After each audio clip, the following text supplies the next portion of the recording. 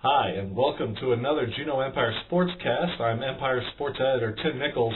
Here's what's happening this weekend, and we're going to start with arguably the biggest football game in the state of Alaska, which will take place at 8 p.m. Friday at Adair Kennedy Memorial Field, where the 5-0 and number 1 ranked Juneau Douglas Crimson Bears play host to 3-2 Colony. There we go, Jack. There we go. The Juneau Douglas Crimson Bears will play undoubtedly their most important game of the year thus far as they host the Colony Knights at 8 p.m. Friday at Adair Kennedy Memorial Field. For the Crimson Bears, the stakes are clear. Win the game Friday, win the conference, and get a top seed in the playoffs. They'll have to go through a pretty good Colony team to get there.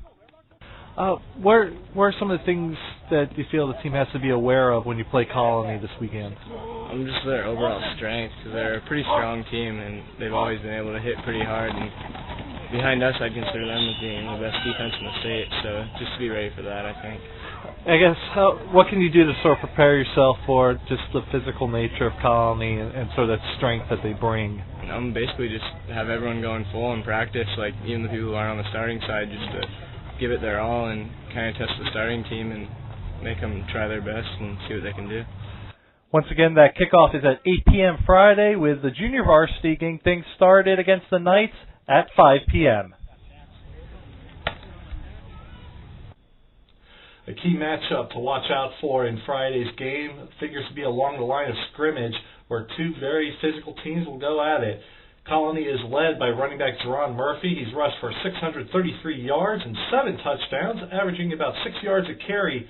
He'll be going up against a very good run defense of the Crimson Bears, JDHS allowing opponents only 55 yards on the ground on average, and they haven't allowed a 100-yard rusher all season long.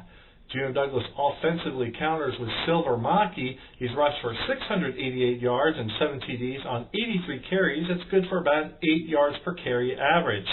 Maki may have to shoulder a little bit more of the load on Friday, as short yardage specialist and starting linebacker Tua Valmaki will miss the game with a broken ankle. Tua Valmaki suffered that injury in last weekend's win at Wasilla. He may be gone for the season. We're going to move on to cross country now, where the Juneau Douglas Crimson Bears will finish the regular season at Ketchikan. That meet will take place Saturday.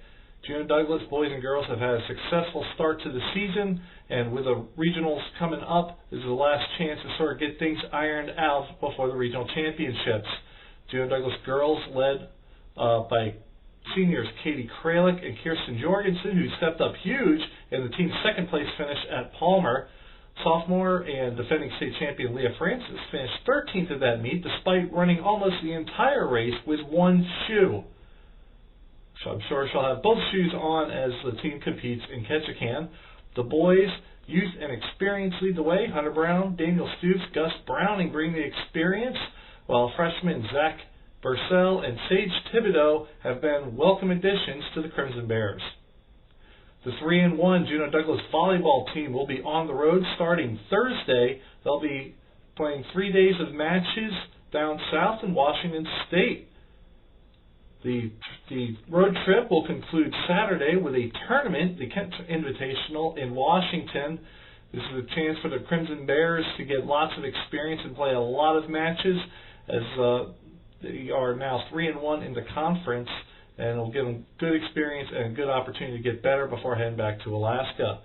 The Bears are led by libero Carly Lannert, and on the front row, Christy Ely, Nicole Fanumii, and Kristen Pratt. This has been another Juneau Empire Sportscast. I'm editor Tim Nichols. Thanks for watching.